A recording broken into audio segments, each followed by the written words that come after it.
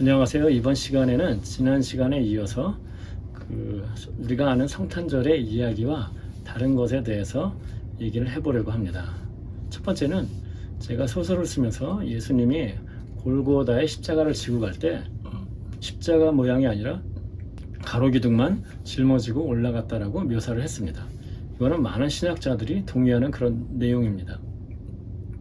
십자가 형벌이 로마의 형벌인데 결국 그 사람들이 그것을 통해서 이루고자 하는 것은 나쁜 사람을 처벌하는 것 못지않게 당연히 사람들에게 보여줌으로써 일벌백계, 다시는 이런 죄를 짓지 마라라는 어떤 그런 공포감을 조성하는 것도 있습니다.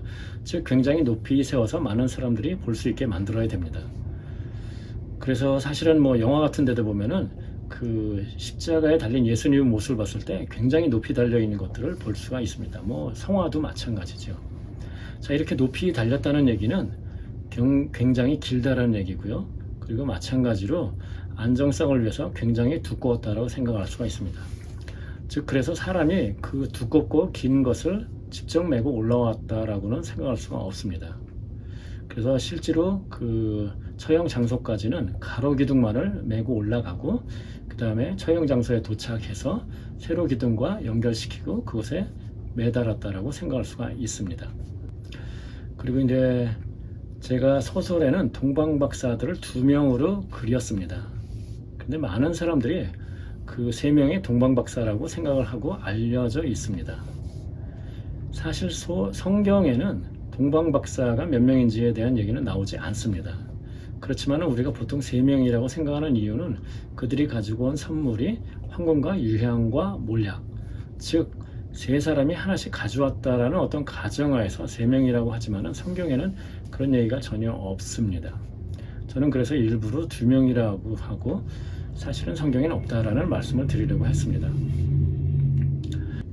제가 소설에서 마리아의 나이가 14살이라고 했는데 그 당시에 결혼의 그 나이는 여자의 경우에는 한 12살에서부터 16살까지, 남자의 경우에는 한 16살에서 한 20살 정도까지가 보통 정년기였다라고 얘기를 합니다. 신학자에 따라서 나이는 조금씩 차이가 나지만은 기본적으로는 일찍 결혼했다.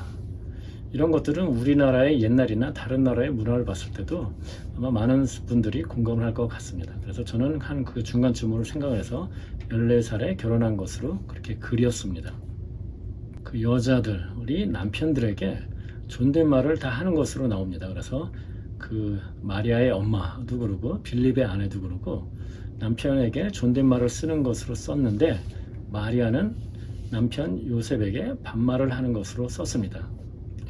사실 이것을 의도적으로 쓴 것은 아닙니다. 그런데 어느 정도 소설인데 쓰다가 보니까 나중에 그걸 발견했습니다. 다른 여자들은 대부분 존댓말을 쓰고 마리아는 반말 쓰는 것을. 그래서 결국은 일관되게 그렇게 계속 써야 되겠다 생각을 해서 결국 그렇게 썼습니다. 그러니까 의도치 않게 그렇게 됐는데 아마 제 마음속에서는 어떤 마리아가 좀 독립적이고 강한 여자라고 그리고 싶었다라는 그런 마음이 있지 않았을까라는 생각이 듭니다. 그리고 또 이제 성경에 보면은 하나님의 아들이라는 표현들을 이제 많이 하는 게 나오는데 아마 실제적으로는 하나님이라는 단어 자체를 사람들이 언급을 안 했을 겁니다. 하나님은 전지전능하신 분이고 천지를 창조하신 분으로서 굉장히 사람들이 두려운 존재로서 생각을 했습니다. 그래서 그분의 이름 자체 야훼라고 이제 나오는데 이름을 직접 이제 언급하는 것 자체를 굉장히 두려워했습니다. 그렇기 때문에 아마 실제적으로는 그런 식으로 직접적으로 언급하지 않았을 것이라고 생각되는데 소설에서 그걸 언급을 안 할 수가 없으니까 저는 당연히 그렇게 사람들이 두려워하면서도 언급을 하는 것으로 쓸 수밖에 없었습니다. 예수님이 결혼하려는 에피소드 부분에서 예수님이 잘생긴 것은 아니다라고 이렇게 썼습니다. 그래서 저희가 보통 성화나 영화 같은 데서 보는 예수님의 모습, 즉 그 키 크고 잘생기고 얼굴이 하얀 백인의 모습을 그렸던 사람들은 아마 제 소설을 보면서 왜 이렇게 그렸지? 하면서 실망할지 모르겠지만은 사실은 생각해보면은 당연히 백인이 아니라고 생각할 수는 있다는 것은 너무나 당연합니다. 당시 중동 지방의 사람들의 모습이었겠죠. 그리고 그 성경은 의외로 어떤 인물이 특출나면은 그 인물에 대한 묘사를 하는 경우들이 많이 있습니다. 그래서 아브라함의 아내 사라, 그리고 이삭의 아내 리브가 같은 경우에는 굉장히 미인이다라고 하면서 그에 따른 에피소드까지 나오고 있습니다.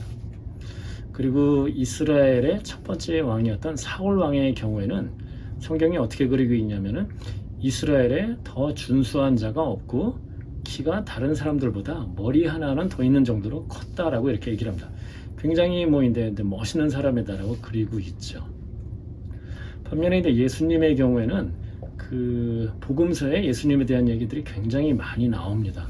그런데도 불구하고 예수님에 대한 어떤 그 모습, 그러니까 뭐 얼굴이 어떻다라든가 뭐 키가 어떻다라든가 그런 거에 따른 뭐 그 묘사는 전혀 없습니다. 평범한 모습으로 오신 예수님을 생각했을 때는 당연히 특출나게 잘생긴 것은 아니지 않았을까라고 이제 생각을 할 수가 있고요. 또 제가 직접적으로 그렇게 쓴 이유는 사실은 예수님에 대한, 즉 메시아에 대한 예언이 나오는 이사야서 53장을 기준으로 그렇게 했습니다. 거기에 이제 2절에 보면은 그 오실 메시아의 모습을 그리는 것이 나오는데, 거기에는 고운 모양도 없고 풍채도 없은즉 우리가 보기에 흠모할 만한 아름다운 것이 없도다. 체격이 크지도 않았고 흠모할 만한 것이 없다. 뭐 이것이 예언이기 때문에 사실은 직접적으로 예수님을 모사하는 것이냐라고 뭐 질문하면은 사실 할 말은 없지만은, 그래도 성경이 어느 정도 오실 메시아에 대한 어떤 그런 뭐 모습을 그린 것이 아닌가라고 생각을 해서 일부러 꼭 그 잘생긴 것은 아니다라는 식으로 썼습니다.